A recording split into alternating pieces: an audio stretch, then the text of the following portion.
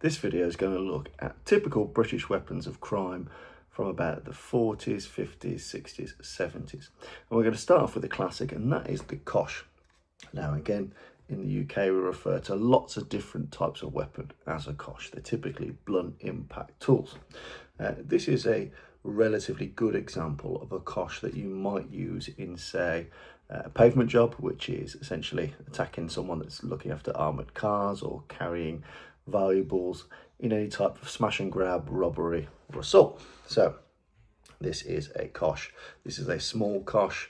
As you can see, this one uses shotgun cartridges and it's got lead inside essentially. So it's, whilst it looks small, it hits hard. I mean, listen to this side of a book. You don't take too many of them. Now, why might you use it? Well, it's small and concealable because, again, you got to think of the context here. There's a video about weapons used in crime. You want to be able to hide it in a jacket or a boiler suit, get it done, bosh someone over the head, break a bit of glass, make a bit of noise, whatever you need to do, but you still want to be able to escape. So it's easy to have on your person as a tool of doing the job and also as a personal protection weapon. And also, it's a relatively excusable weapon in that, a report of you using a knife creates alarm and fear, and it conjures up something much worse in your mind. Using a baton or a kosh, psychologically, from a jury perspective, is much lower, and the ability for it to go wrong is much, much lower as well. There's no really safe way to deploy a knife. Now, not saying there's a very safe way to deploy this. If you take this on the wrong bit of your skull, that's you done. But it's not designed for that. It's designed to knock you down, put you to sleep, or break something. It's not a murdering tool per se. It's designed to pacify, beat people down, break things up, and escape. So this is a kosh. And there's a couple of examples. So I really like this example. But any idiot can make this. You turn it, you fill it with lead. It's a powerful, concealable weapon. Let's have a look. We've got some other examples here. So this version, so this is a nautical kosh.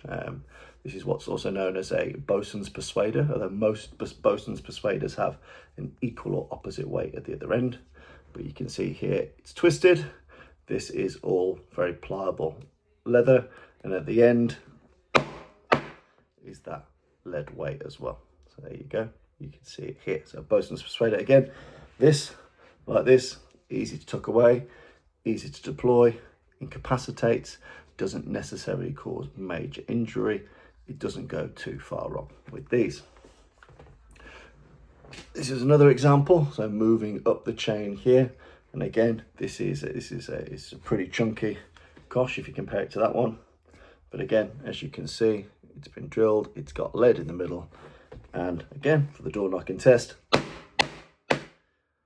don't get up from that. And obviously, this is a bit more of an overt carry, but it's going to cause a little bit more damage too. So you might want heavier weight work. Again, simple wooden kosh. These ones I've shown you are filled with lead.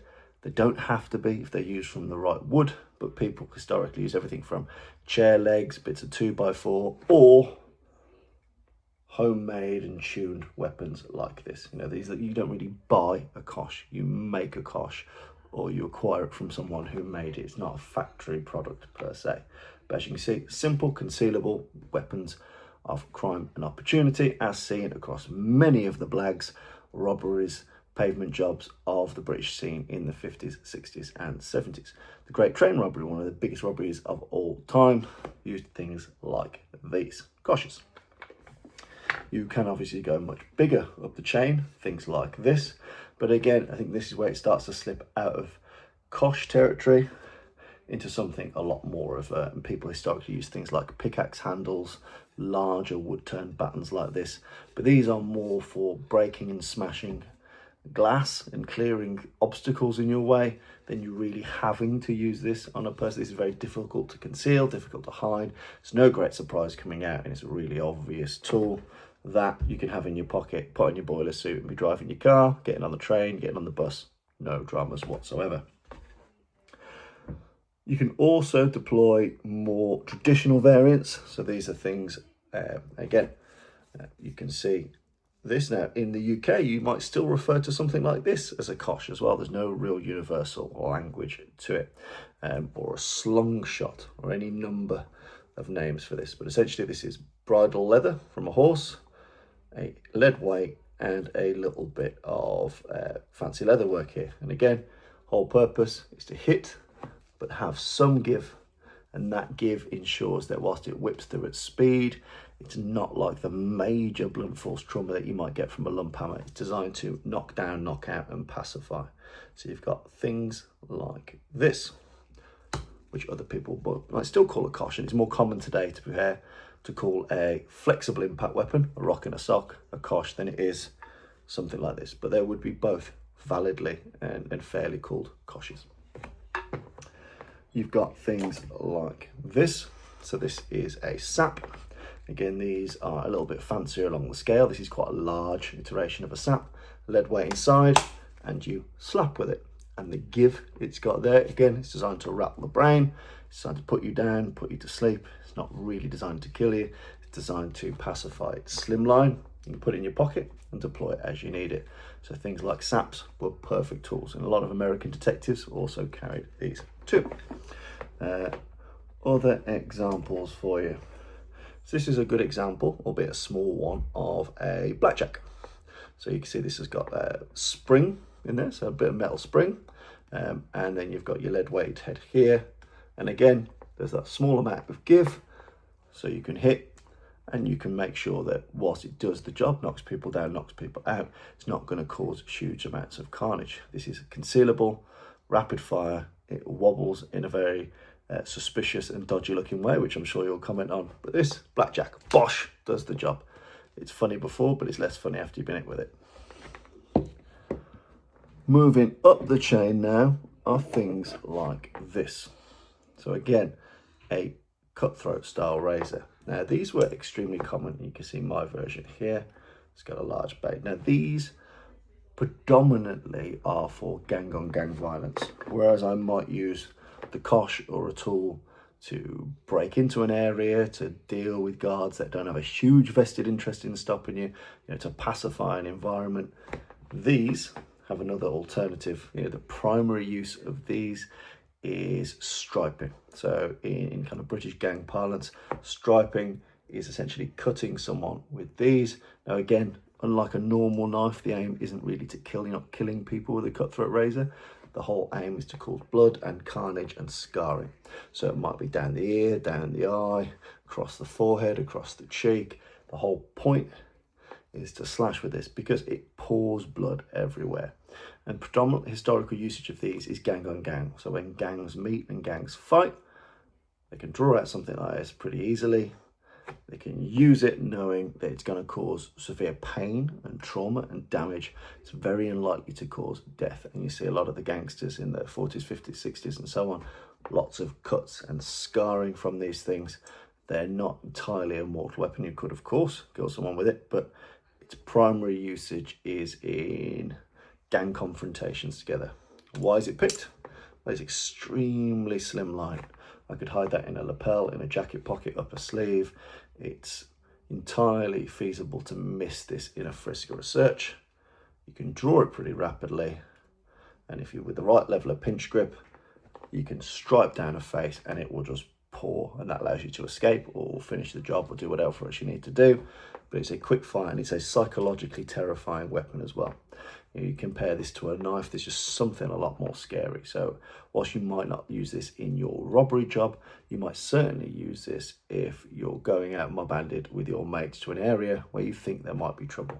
So the cutthroat razor, and they can cause some scary damage. I mean, this is a historic version here.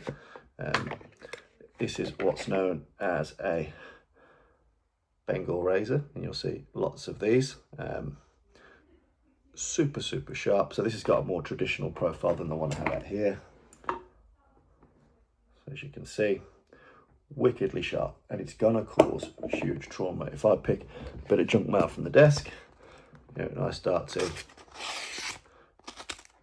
it's gonna just slice, slice, slice, slice. You don't want none of this coming down your face, along your skin, along your forehead, along your eyes. So again, easy to conceal, slimline, easy to throw away, cheap to buy.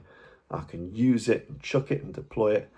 It's a weapon of terror And again, it's unlikely to cause a death. Death I do not want, because then there's lots of police involved. This is primarily used for striping and running, making a statement or making a decent escape. Stripe, leg it. There's lots of instances of gangs that might have found themselves in the wrong area or surrounded. They'll draw their cutthroat, make a bit of noise, and get out of Dodge. So you can see another classic weapon of the criminal elements in the UK in the 40s, 50s, 60s, 70s, and 80s. A terrifying weapon indeed. The Bengal steel razor. Very, very nice. So hopefully that just gives you a bit of an idea of the types of weapons at the time and how they were used. Like I said, the rule for a lot of these things is they are designed to be functionary. I want to rob that bank, rob that post office, take over that train, survive that gang assault. They're not necessarily weapons of murder or great destruction. They are picked with purpose and mindfully picked. Everything from your small concealable koshes, your slung shots, your blackjacks, your saps, all the way through to the spicier end of gang violence using the cutthroat razor, and also things in between, knuckle dusters and other items, for example. But I've covered videos on those before. But really the mainstay of this one is understanding the kosh, what they're like, how they were used, and the cutthroat, what they're like and how they're used.